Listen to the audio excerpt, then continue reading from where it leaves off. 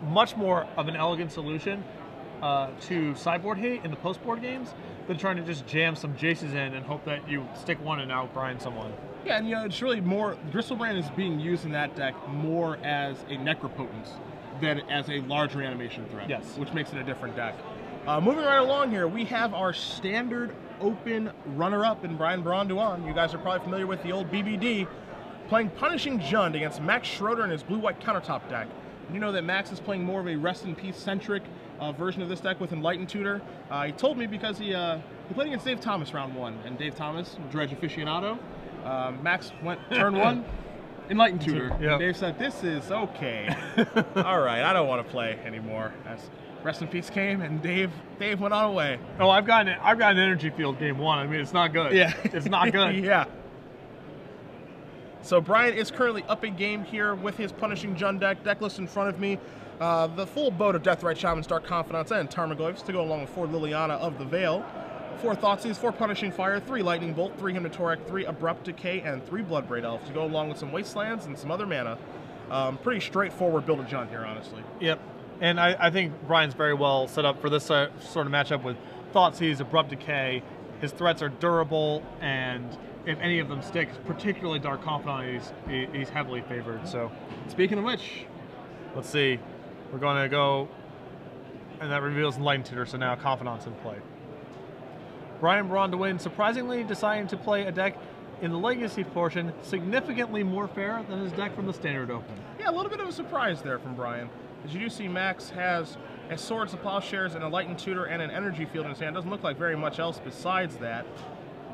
And this style of blue-white countertop, we've seen this a bunch of times before, as we see Bloodstained Mind revealed to the Dark Confidant, is much better against sort of the dishonest decks or some of the more linear strategies, because Enlightened Tutor for your bullets is insane. Against decks like Jund, which are sort of, I can kind of do anything. I'm not particularly married to any sort of strategy or particular card. I can kind of just do my stuff. I believe the Enlightened Tutor setup is much worse. Yeah, I would agree with that. You do see Max choosing not to Swords of Plowshare with the Dark Confidant. I think the reason behind that is because he does want to Enlightened Tutor for a Sensei's Divining Top. Be able to get that engine online, start to be able to find some lands, as he is stuck on 2 lands right now, and it looks like he has missed a handful of land drops as well. Probably did take a mulligan or 2 this game, it looks like. You see Brian with the From the Vault Realms Grove of the Burn Willows. There's your Enlightened Tutor. There's your Pyroblast. Brian again is hoping to dodge a blind counterbalance. What can we do? Terminus. Not quite. Hi, not you. Max is going to resolve the Enlightened Tutor here. I'd be surprised if it wasn't Sensei's Divining Top, but I have been wrong before, and we'll be wrong again. It might be different now because of what the Pyroblast just landing. Yeah, he's actually going to go get a backup counterbalance. Okay. Now, ideally, you would allow someone to Enlightened Tutor first and then Pyroblast the counterbalance so they're working with incomplete information. But since Brian knows the odds are overwhelming he's getting Sensei's Divining Top, he won't be able to Pyroblast then. He may be able to do it in response to the Sensei's Divining Top, but that's a very greedy, risky play. Yeah, absolutely. So you see Counterbalance re-put into play. Thoughtseize, the reveal for Brian. Draw another card for the turn, which is be a Bayou.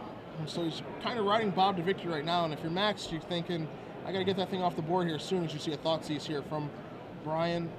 Humility is the card that is revealed. Another horrendous draw. Swords and an Energy Field. Energy Field's not looking too good right now either. I think if I'm Max with that Enlightened Tutor, I think I have to consider getting top there just to start smoothing out my draws. Counterbalance is a card that is okay in this matchup, but it's not really great, you know, without top, nor with Abrupt Decay existing. Yeah, I'm not even sure what he's really supposed to find there. Yeah, I almost feel, well, I guess getting a top is better than failing to find, but I feel like it's actually kind of close. Like, there's actually nothing good to really do Enlightened Tutor for after that's happened. Like, trying to lean on counterbalance when your opponent has Dark Confidant and you don't have top and there's a Abrupt Decay in their deck is pretty tough. I guess he's figuring, Max figures he would be able to plow the confidant the next turn, and then life would go on. But now we're here instead. So you do see the humility revealed again to the Deathright Shaman. Second Grove of the Burn Willows in play for Brian to go along with both of those bad lands, and he is just going to pass it back. All right. It's an energy field time. All right, it is. So this is going to be used to stave off elimination a little bit here. Dark Confidant to reveal here for Brian. Take a draw. Give me Bloodstained Mire. It's hard to imagine this energy field being able to hold the fort for very long. Yeah. You know, unless he runs into a Rest in Peace right now as his next draw, I can't imagine how good this energy field's going to be. And again, all of this needs to take place with Brian never running into an Abrupt Decay. Yeah. And we know that he has 3 copies of the card in his deck. I think Brian is just probably going over the risk of playing a second Confidant here. Yeah, what's the worst that can happen is probably what he's thinking to himself right now. And that does resolve. You get Terminus, but then the energy field goes away. Mm-hmm. Volcanic Island. Max is just going to pass the turn back. Deathright Shaman. Going to remove the Swords of Plowshares there. Deal Max 2, put him at 13. There's plenty of fodder in those graveyards for Deathright Shaman. Deathright Shaman. Looking at Brian's graveyard alone, 2 Thoughtseizes, Abrupt Decay, and a Pyroblast. Yeah. So plenty to do there with that. Brian draws a Verdant Catacombs and an Abrupt Decay. Yeah, and now the House of Cards collapses. Yep. That Abrupt Decay is going to attack the counterbalance. That's going to cause the energy field to go away.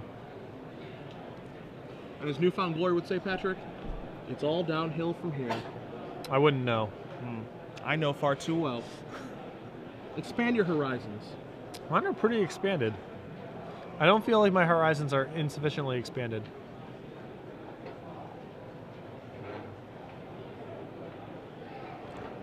Bio here from Brian, and you're going to see Abrupt Decay. I think it's just going to take out the energy field, right? I don't think. No, well, getting rid of the getting rid of that causes... gets rid. Okay, yeah, never mind. So yeah, even if Max rips a white source for his humility here, he still is behind just 3 1/1s in play. Yeah. He's Force of Will is Force the draw. of Will. And he's just going to pass the turn back. Sitting patiently, Yeah. waiting for his demise. And this is the kind of deck that this is the reason that Jund exists in the format. You know, it does very well against this deck. Counterbalance is obviously a very good card in combination with Sensei's Divining Top, but the addition of Abrupt Decay in the format makes this deck a possibility. And you can see why it would be good here. Liliana of the Veil and the Bloodstained Mire to the Dark Confidant. Liliana of the Veil, the draw step for Brian here this turn as well. Can you edict yourself? You can. I think Brian might want to actually consider doing that, just as the biggest risk here is just something like randomly flipping over 2 Blood Braids to your 2 Bob triggers next turn. Assuming he can't finish the game here, if he doesn't have a way to generate a point.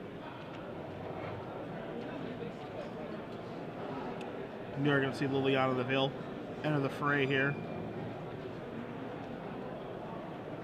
Because Brian's hand is actually just like all land. Yeah, he's just going to edict himself. Yeah, he'd say, I'm going to target myself. Make sure that nothing ridiculous happens here. Yep.